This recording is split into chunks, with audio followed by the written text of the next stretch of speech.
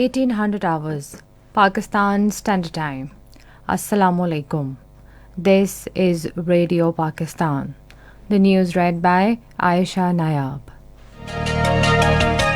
First, the headlines. Prime Minister says the government's housing scheme for underprivileged and low-income people will boost construction sector and 30 allied industries.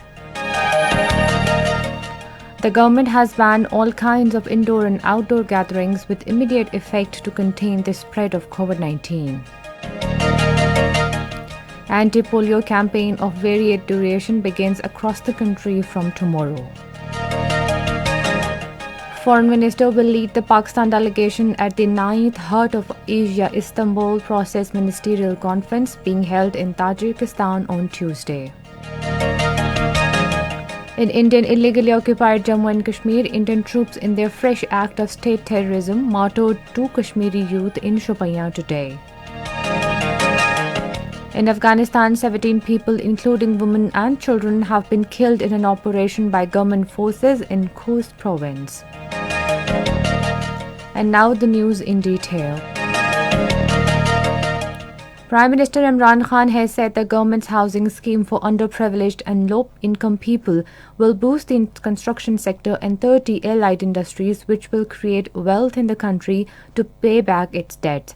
Virtually addressing the housing telethon, he said it is for the first time in Pakistan that low-income people are being provided mortgage finance to own their own houses by paying installments in place of monthly rent. Prime Minister said the government is trying its best to keep preferences to the widows and special persons. Speaking in the telethon, Senator Shibli Faraz said Prime Minister Imran Khan is committed to make Pakistan a welfare state. He said Prime Minister's scheme for low-cost housing is aimed at providing housing facilities to the common people. He said the government is ensuring that banks facilitate the people without any difficulties. Speaking on the occasion, Governor State Bank of Pakistan Raza Bakir said the State Bank has an important role in the low-cost housing scheme as it ensures that the banks provide loan to the people as directed by the government.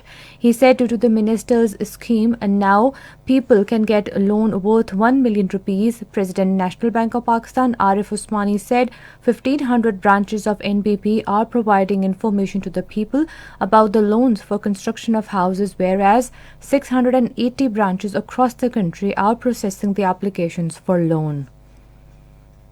President Dr. Arif Alvi, Prime Minister Imran Khan and Foreign Minister Shah Mahmood Qureshi in their separate tweet messages has congratulated the Hindu community on Happy Holi. President wished to all Hindu brethren celebrating the Holi and prayer that this rights of minorities. Prime Minister Imran Khan in his tweet wished all Hindu community a very happy Holi, the festival of colors. Foreign Minister Shah Mahmood Qureshi in a tweet today prayed that the festival of colors may bring peace and happiness. The Holi festival is being celebrated by the Hindu community today. Tomorrow is the country as elsewhere in the world. The Hindu community is an important part of our society and their religious festivals are respected across the country.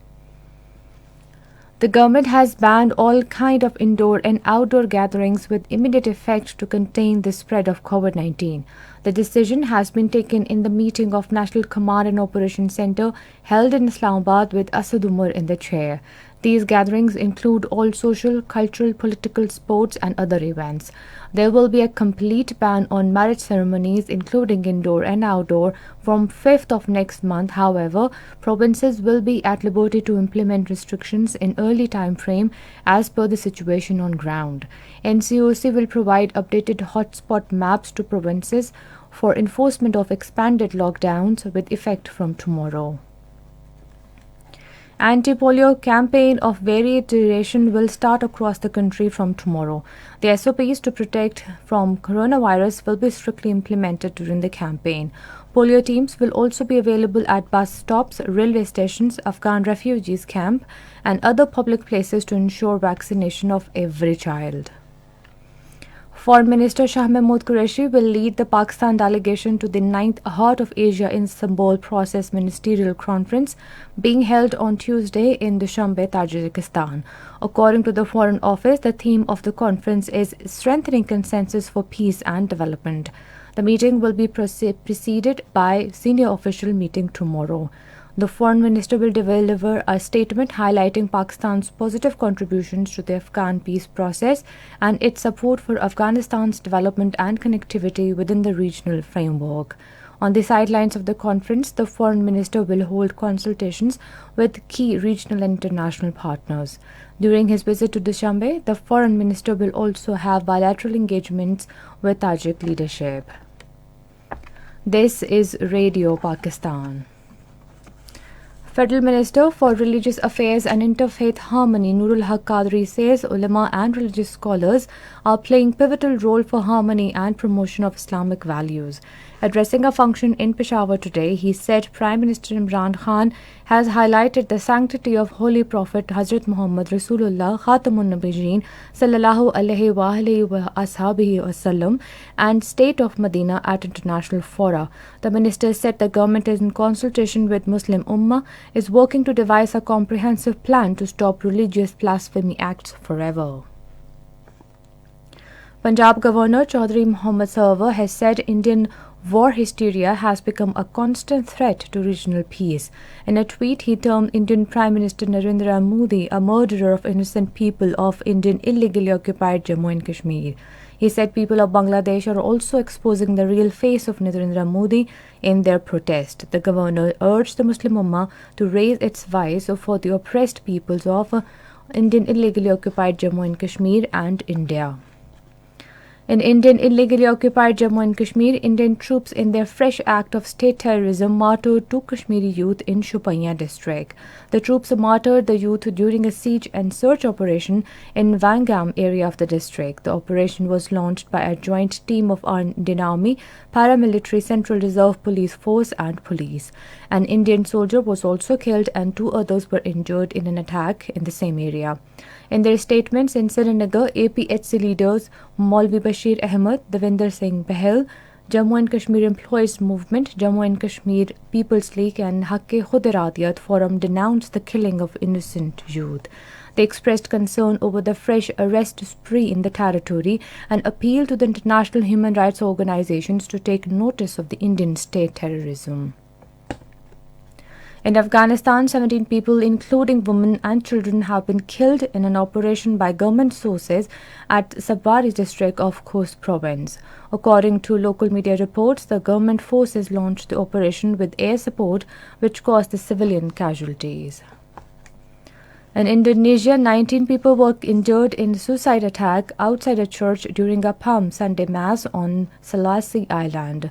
President Joko Widodo condemned the attack and ordered the National Police Chief to investigate the incident and crack down on any militant network that may be involved.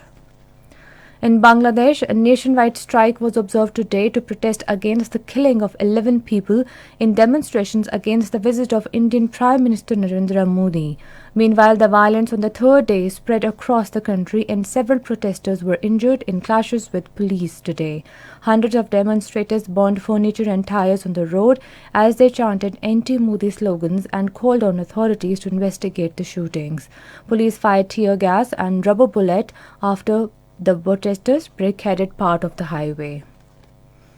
In Myanmar, security forces have killed 5 more people and injured several others protesting against the military coup in Yangon, another city. Security forces opened fire on people gathered for the funeral of 114 people killed last day. 3 people were killed when Myanmar Army fighter jets launched airstrike on a village near Thai border. Meanwhile, the defense chief of 12 countries, including Japan, South Korea, the United Kingdom, and the United States, signed a joint statement today denouncing the military's deadly crackdown on demonstrators. And finally, the weather. Dry weather is expected in most plain parts of the country, while hot in Sindh during the next 24 hours. However, rain, wind, thunderstorm is expected at isolated places in Upper Khyber Pakhtunkhwa, Gilgit-Baltistan, and Kashmir.